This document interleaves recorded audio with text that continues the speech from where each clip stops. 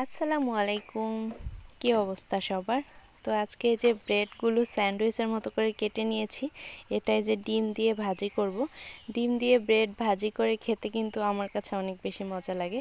আপনারা কে কে এটা পছন্দ করেন অবশ্যই জানাবেন।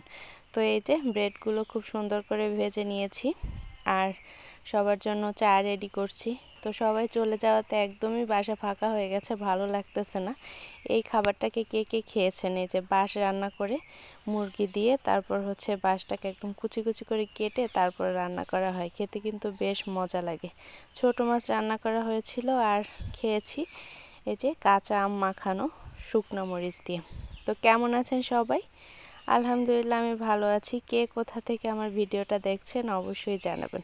তো এই যে ব্রেডগুলো কেটে এরকম স্যান্ডউইচের মতো পিস করে নিয়েছি।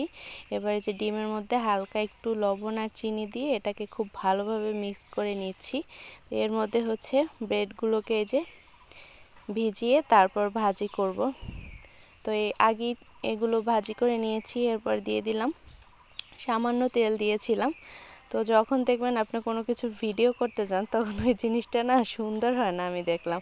যখন আপনি বাসায় সাজুগুজু করবেন তখন দেখবেন খুব সুন্দর হচ্ছে, হঠাৎ কোথাও যাওয়ার জন্য রেডি হবেন তখন দেখবেন যে ভালো দেখা যাচ্ছে না। সেম অবস্থা আমারও হয়েছে, ভিডিও করতে গিয়েছি দেখি পুড়ে যাচ্ছে, ঠিক মতো হচ্ছে না। এই তো ব্রেডগুলো খুব ভালোভাবে ডিম দিয়ে ভাজি করে নিলাম। আর বাসায় মেহমান চলে যাওয়াতে বাসায় একদম ফাঁকা হয়ে গেছে, ভালো লাগতেছে না। মানুষজন থাকলে সবাই মিলে একসাথে বসে চা খাই, গল্প গুজব করি, আড্ডা দেই, বেশ ভালো লাগে। তো এখন আমরা আজকে 5 জন একসাথে বসে চা খাবো।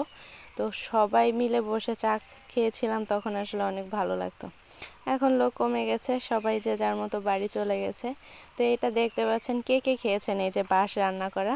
তো আমার শাশুড়ি বাঁশ তুলে এই যে নিয়ে আসছে, এটাকে পরিষ্কার করে তারপর রান্না করতে হবে। তো এটাকে খুব ভালোভাবে যে কুচি কুচি করে নিয়েছে, একদম মানে একদম মিহি কুচি যেটাকে বলে।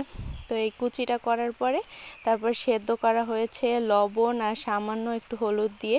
তো এটার মধ্যে আলাদা একটা মানে কষ থাকে আর কি, সেটা বের করার পরে এই যে মুরগির চামড়া ছিল, যে কক মুরগি ছিল, সেই মুরগির চামড়া তারপরে গিলা কলিজা সেগুলো দিয়ে এই করিলটা রান্না করা হবে।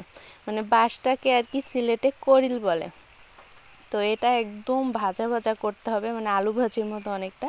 মুরগির সব মশলা যেরকমের করে আমরা কষানো হয় সেরকম করে কষিয়ে মুরগির মাংস দিয়ে তারপর এই বাঁশটা মানে দিতে হয়। এরপরে একদম পোড়া পোড়া করলে খেতে কিন্তু অনেক মজা লাগে, আপনি বুঝতেই পারবেন না এটা কি রান্না হয়েছে। তো এই যে ছোট মাছ রান্না করা হয়েছিল আগের দিন, সেটা আবার বের করে গরম করেছি। এই মাছটা খেতে অনেক মজা হয়েছিল। আর এই যে কাঁচা আম মাখানো ভর্তা। হঠাৎ করে ভয়েস দিতে বাইরে আসলাম আর বৃষ্টি শুরু হয়ে গেল। থ্যাঙ্কস ফর ওয়াচিং, আল্লাহ হাফেজ।